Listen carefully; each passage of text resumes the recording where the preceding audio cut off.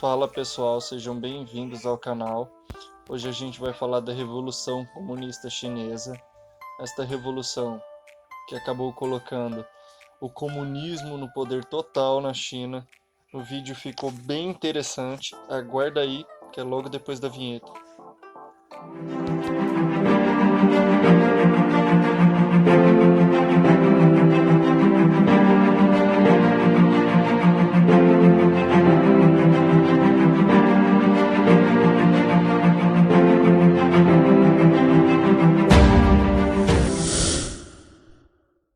A Revolução Comunista de 1940 foi o final de um longo processo de transformações que aconteceram na China no decorrer do século XX. No começo desse século, o país encontrava-se governado por uma monarquia e era uma nação enfraquecida por conta da interferência estrangeira. O território chinês era ocupado por diferentes nações, como Inglaterra e França, o que motivou o surgimento de movimentos nacionalistas.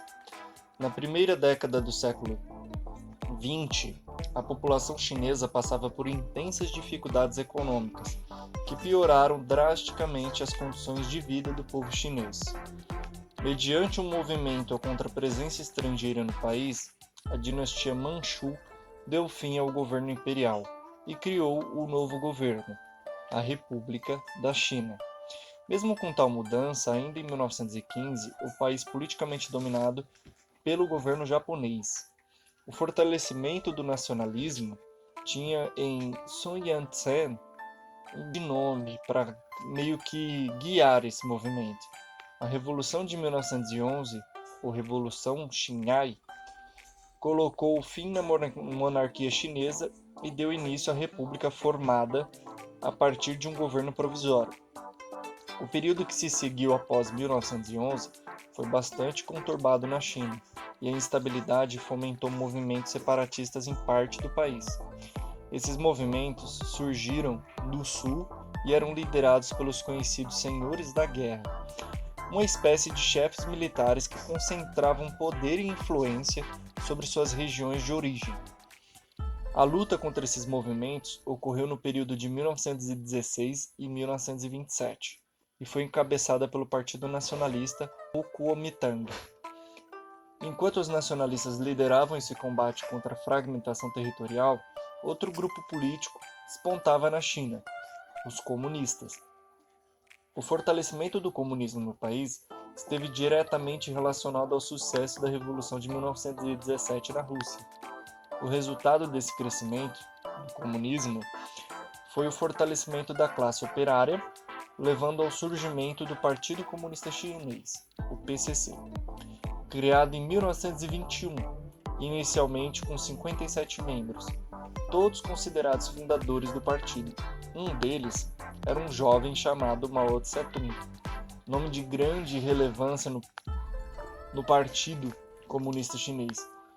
E eles começaram a mobilizar as populações camponesas, atraídas pela promessa do uso coletivo de terras e a criação de um sistema político igualitário.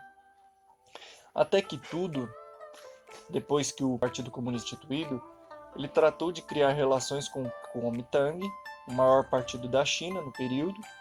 As ligações iniciais foram bem amistosas, sendo que, a partir da mediação da União Soviética, o Kuomintang acolheu os comunistas em seus quadros do partido, desde que submetidos ao comando de Sun Yat-sen.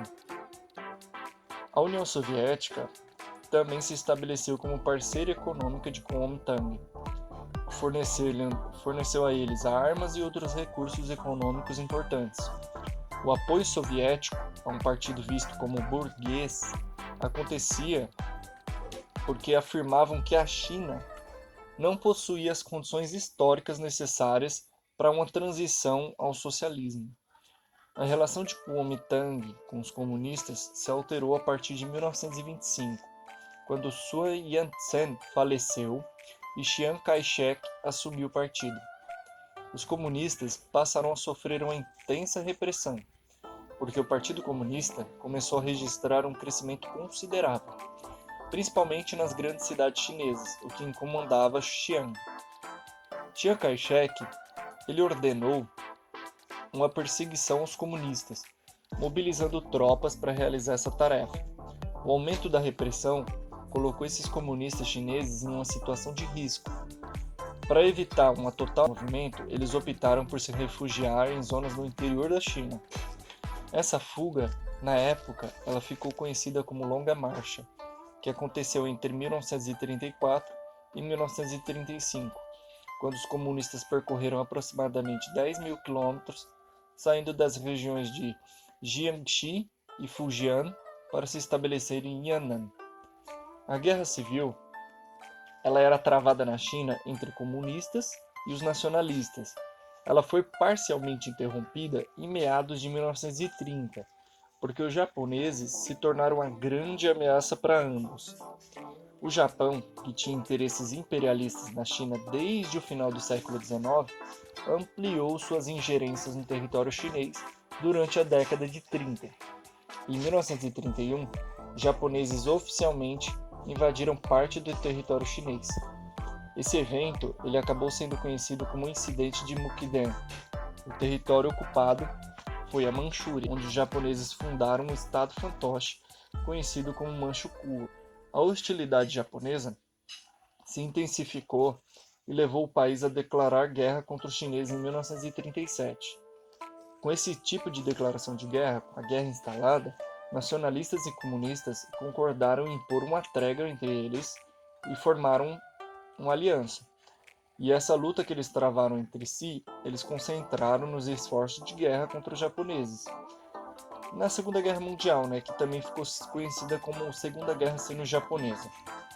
Só que alguns historiadores afirmam que, mesmo no período de trégua, comunistas e nacionalistas lutaram entre si. A luta contra os japoneses se estendeu durante 8 anos e só terminou em 1945, quando o Japão foi derrotado ao final da Segunda Guerra. Com a vitória dos chineses, os líderes dos dois partidos, Mao Tse-tung e Chiang Kai-shek, se reuniram para debater a formação de um governo conjunto na China. Essas negociações representaram um fracasso completo, porque os nacionalistas exigiam forças comunistas totalmente desarmadas, o que naturalmente foi rejeitado por Mao Tse-tung, e assim a Guerra Civil se instalou de novo em 1946, com as forças nacionalistas recebendo forte apoio dos Estados Unidos. E mesmo com esse apoio dos Estados Unidos, as forças de Chiang Kai-shek não tinham a popularidade que os comunistas tinham, principalmente uma popularidade nos camponeses. Esse apoio existia, esses apoios dos camponeses, existia porque durante anos de guerra contra os japoneses, foram os comunistas que defenderam a população camponesa, além de terem implementado medidas que garantiram o acesso dessas pessoas a um pedaço de terra na época. Após o reinício dessa guerra civil, as forças comunistas eram superiores a 10 milhões de pessoas, só que somente 1 milhão, mais ou menos 1 milhão dessas pessoas era composto de soldados profissionais e devidamente armados, que durante 1946 e 49 foram ampliando seu domínio sobre o interior da China, deixando os nacionalistas cada vez mais isolados nas grandes cidades. Em janeiro de 49, as tropas comunistas conquistaram a cidade de Pequim, fazendo Chiang Kai-shek e toda a sua cúpula de Kuomintang e a alta burguesia da China fugiram do país e eles acabaram se refugiando na ilha Formosa, conhecida como Taiwan hoje em dia, que existe essa briga de Taiwan com a China.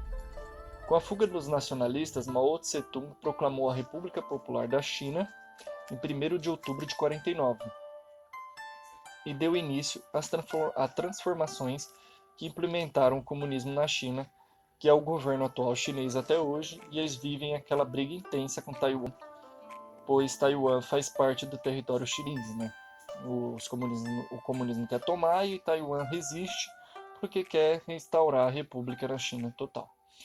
Então, galera, isso foi só um resumo da Revolução Comunista na China. Espero que vocês tenham gostado. Deixem aí as sugestões no comentário, como sempre. Agradeço mais uma vez. Falou!